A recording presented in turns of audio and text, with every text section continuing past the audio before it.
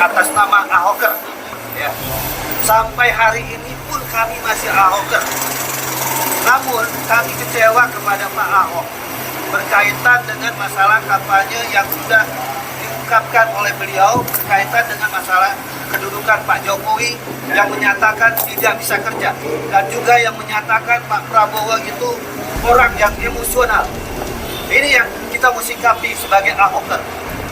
Jadi sekali lagi saya mohon, kata-kata kasar, ungkapan-ungkapan yang menurut saya tidak beretika, itu tidak perlu lagi diungkapkan. Ini kita lagi demokrasi, lagi pesta demokrasi. Gagasan-gagasan, wawasan-wawasan kebangsaan, itu yang dikedepankan. Bukan menghujat orang, bukan mencaci maki orang. Ya. Ingat, besarnya Pak Ahok itu berkat Pak Jokowi. Jadi kalau dikatakan Pak Jokowi nggak bisa kerja, ini menurut saya luar biasa. Karena kenapa? Dunia mengakui, dunia begitu kagum dengan Pak Jokowi.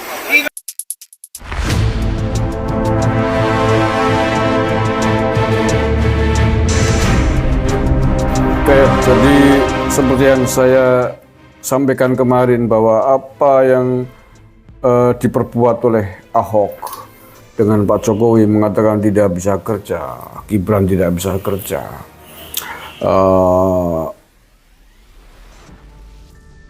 merendahkan Pak Prabowo sebagai orang yang sudah tua, orang yang sudah gak layak untuk menjadi presiden. Dibayar kontan kan? Langsung dibayar kontan oleh para pengikutnya, para Ahoker ini melakukan migrasi beralih dukungan kepada Prabowo Gibran. Ya, itu pasti. Dan saya kira gelombang ini akan terus diikuti oleh Ahoker yang lain atau oleh pecinta-pecinta nasionalis yang hari ini berada di 03 karena kekecewaan, sakit hati yang dialaminya atas pelecehan, kata-kata kasarnya, kata-kata tidak etisnya Ahok kepada Pak Prabowo, kepada Pak Jokowi terutama. Kalau kepada Gibran ya mungkin oke lah, walaupun tetap tidak etis juga lah.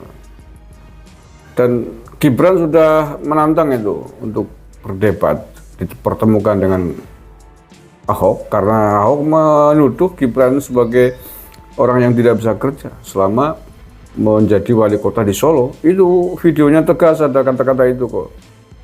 Kapan Gibran bisa kerja selama menjabat wali kota Solo? Itu ada. Bukan tidak bisa kerja ketika nanti menjadi wakil presiden karena dianggap sebagai ban serep. Bukan itu. Itu ngelesnya Pak Ahok kemarin. Jadi sekali lagi saya tidak paham. Ini Ahok baru keluar dari penjara beberapa waktu lalu, itu pun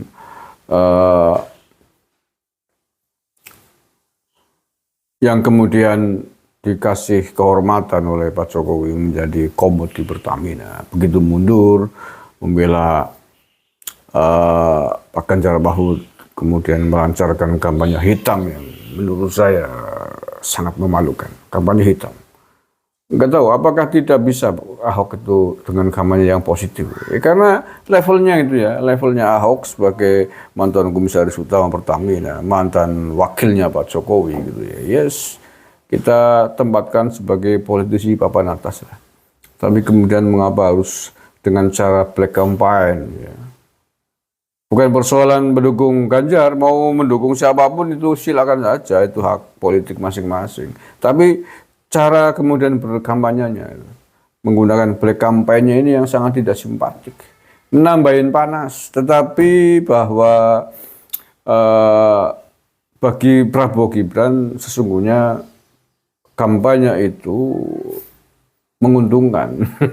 Ya, semakin menguntungkan bagi Prabowo Gibran karena pengikut-pengikutnya Ahok atau orang-orang yang berada di 03 dengan sekian banyak blunder-blunder yang dilakukan oleh kubu 03 ini membuat kemudian berpindah kepada Prabowo Gibran. Jadi secara tidak langsung diuntungkan Prabowo Gibran dengan situasi dan kondisi politik semacam ini. Dan Prabowo Gibran, Pak Ahok, keberadaannya, model kampanyenya, ya nggak apa-apa sih. Mungkin bagus bagi Prabowo Gibran. Yang penting Pak Prabowo Gibran tidak usah ikut terpancing dengan statement buruk black campaign-nya Ahok. Karena secara tidak langsung itu berkah. Berkah untuk kemenangan Prabowo Gibran. Jadi mungkin sebaliknya perlu diucapin terima kasih gitu ya. Bagi relawan-relawan pendukungnya Prabowo itu harusnya berterima kasih kepada Ahok.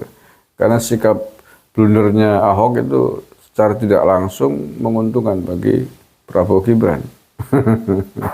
Dan bagi 03 ya silakan kalau itu memang dianggap bagus, kalau bisa menikmati, enjoy dengan cara-cara blunder kampanyenya Ahok dan yang lain-lain juga, yang terus-terusan nyerang Pak Jokowi itu ya, silakan saja lanjutin. Lama-lama nanti entek suaranya, lama-lama semakin jungkel suaranya, dari 19%, 16% di survei terkini, mungkin bisa menjadi 10% pada akhirnya ya. Ya hanya tersisa yang ada di lapangan aja itu yang kampanye-kampanye. Aduh, hari gini papan elit orang-orang di tingkat atas masih menggunakan metode black campaign. Itu bagiannya booster, bagiannya relawan itulah yang model-model black campaign itu. Bukan bagiannya elit. Elit itu ya mestinya mengedepankan program itu loh, programnya Pak Ganjar mau apa saja yang realistis gitu loh. Apa yang akan diperbuat dengan bangsa dan negara ini ke depan.